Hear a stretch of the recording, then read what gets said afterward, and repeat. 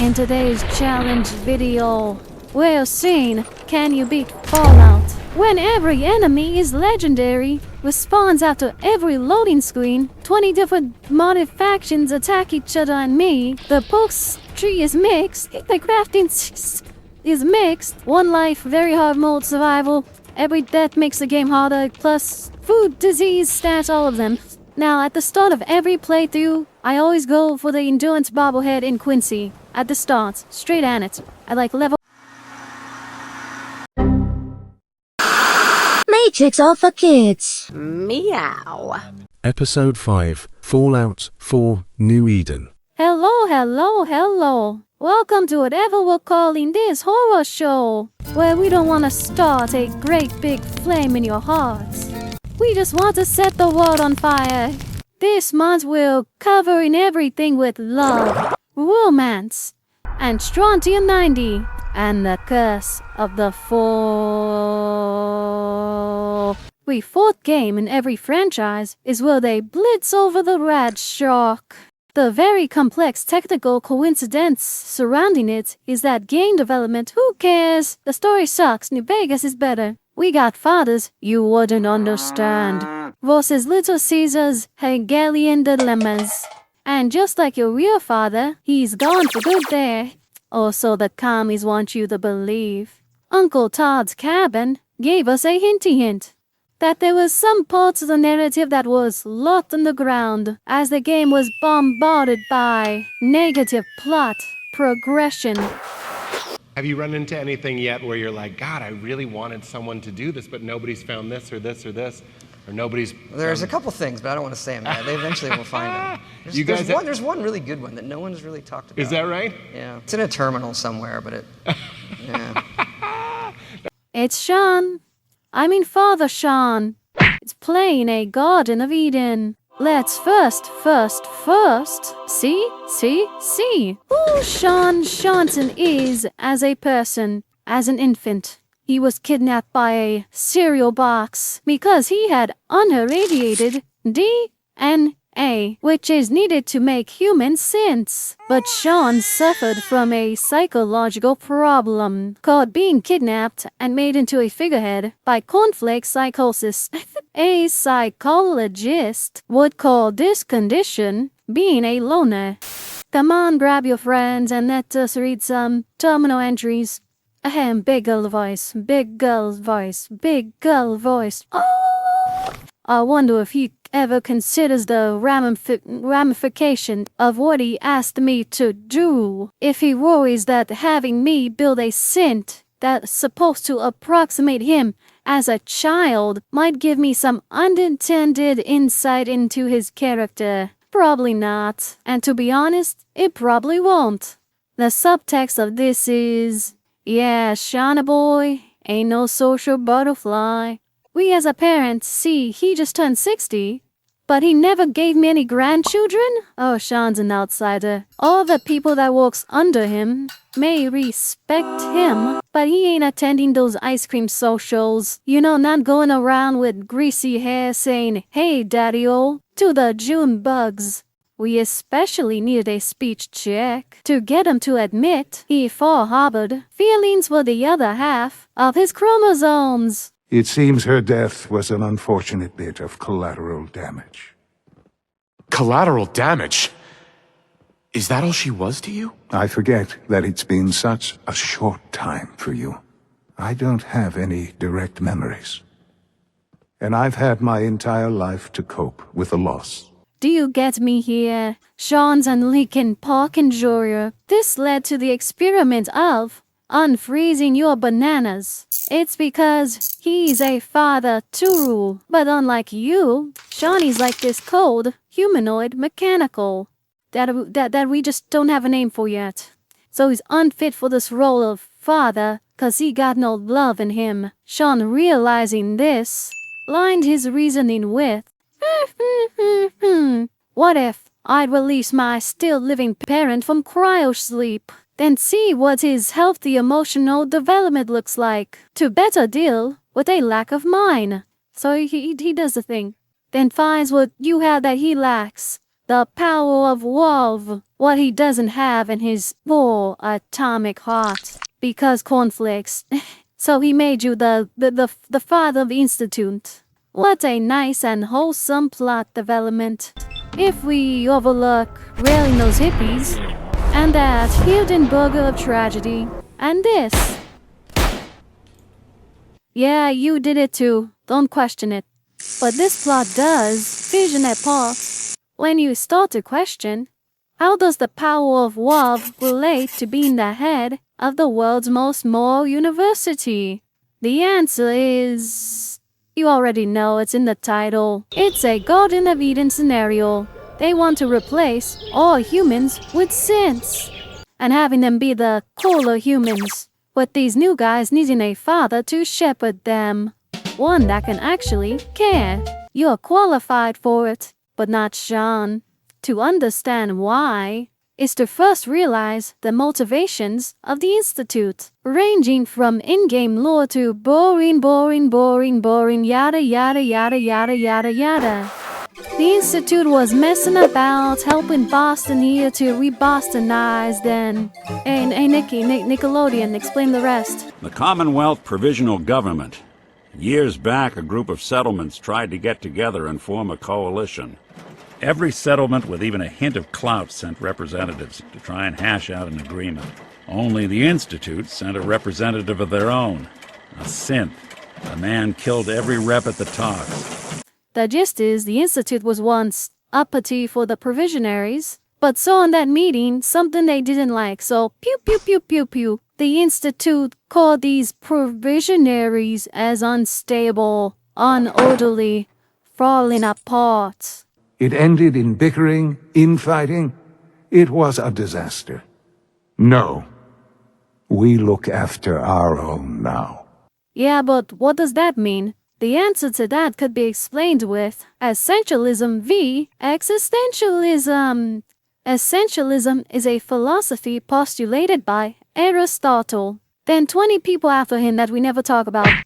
It believes objects have set attributes that are necessary to their identity. For example, this machine exists to kill commies. It was made with this goal in mind. So that is its essential attribute. And Cosworth exists to serve others. It is an essential attribute to him. This is what the Institute abides by. This synth exists to be a janitor. This synth was meant to be a mayor. And this one must be a real boy. And when these machines cannot machine it up, we can say they are defective, broken, unworthy of their identities. While existentialism believes that an object existing precedes the essential nature of that object, like how human first exists, encounters himself, then defines himself afterwards, probably because he's ugly. This is unlike a synth and unlike the Institute, where everyone is defined by their colored lab coats. To announce, I work here, I do this, I accomplish these goals, brr. What the Institute really meant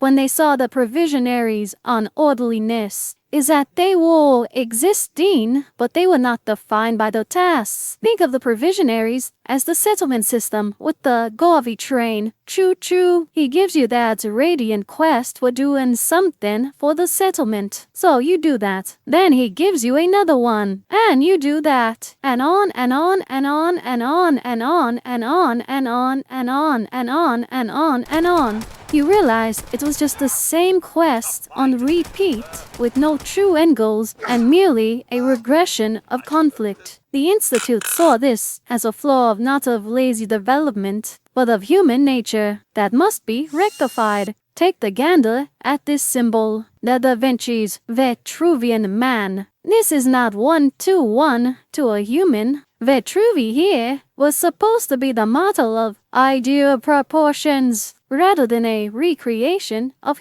a human. It's what a synth is, idealism. Also, the Institute creates so much tech. They bioengineer plants, animals, people with FEV strands. They have cybernetic implants for borders. And these glorified janitors, who for unwritten functions have free will, personalities, emotions. Get these all together now, and you have one uber mess of humanity. This is not speculation, by the way. The superhuman Garden of Eden replacements do happen to appear in game. There is 3 synths that exist, with no description on how they got there. They're just like you. Sturges, Magnolia, and Paladin Dance. These are very atypical people. Sturges is the ultimate mechanic. Magnolia, the one-armed canary. Bone, that programmed a robot bartender. And Paladin Dance, the ultimate soldier boy. The Institute has this modus operandi of throwing their old prototypes in the open when they are done with them, which is the explanation for half the enemy types. All of this junk are just the science experiments that your parents made you throw away after the fair. They treat the wasteland like how I treat my desk.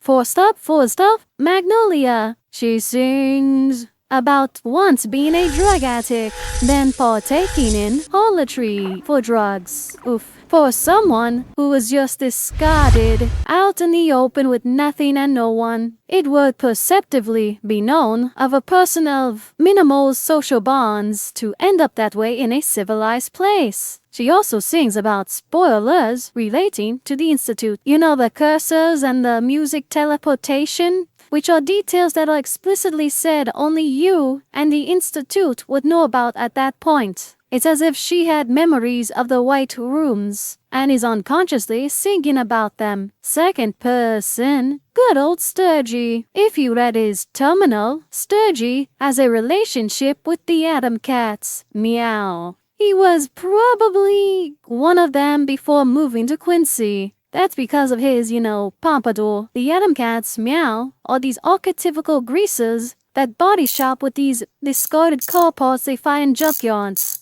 They are probably the first people who'd find Sturgis splayed out naked in a junkyard thinking he wasn't just bending metal. And the third hottie, Paladin Dance. At a young age, he was an orphan that scavenged and sold junk at Rivet City. Again, no social bonds, an unknown origin, and his affinity for junkyards. These synthes just fell from the sky, then became adept at everything they do. And there is no terminal in-game that says, "Hey, Dance is from the Choo-Choo Wipes," or an NPC that says, "Mags is on Institute Survey Team Gamma." These people just exist. They are robots or had to be built, but we are never told why are they built and what reasons are they built for, unless it's to allude to the Institute's New Eden, with these being the prototypes. There's also that side quest. Usually, faction side quests are coded in to flesh out the faction's personality or viewpoint. In this one that you never complete, Shivaminates finds that Papa Warwick is a synth replacement that the Institute installed so they can test their bioengineered crops on the Warwick land. But not Mr. Warwick is suspected of being a Tin Man because according to his wife, he's too perfect. He's not drinking. He's not gambling. My husband has changed, and it's not a bad thing. He's actually a better man than he used to be. He's the better Mr. Warwick. Better than the real, actual Mr. Warwick. There it is. Since running about being these improved essential humans right here. And if you want to type in the comments, the Institute sees synth as tools, nothing else. That's right, you're Irish. You may be a filthy little Irishman, but the rest of that statement is not true. Father said this about the synth child. Do you think you could love him? Like you would a real boy? And after dying, he gives his will. I have no reason to believe that you'll honor the request I'm about to make. This synth, this boy, he deserves more. Way too. It is my hope that you will take him with you. Here comes. I would only ask that you give him a chance.